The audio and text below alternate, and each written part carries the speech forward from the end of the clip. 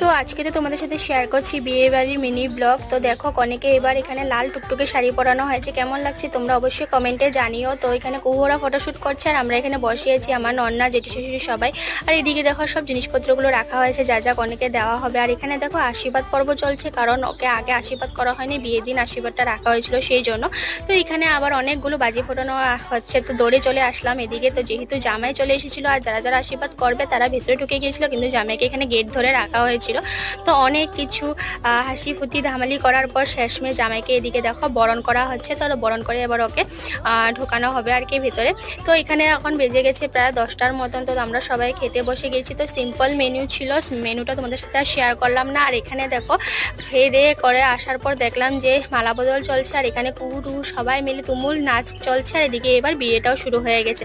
তো আমরা প্রায় 12টা সাড়ে 12টার মধ্যে চলে এসেছিলাম। তো এই ছিল আজকে মিনি ব্লগ, কেমন লেগেছে জানিও, লাইক শেয়ার সাবস্ক্রাইব অবশ্যই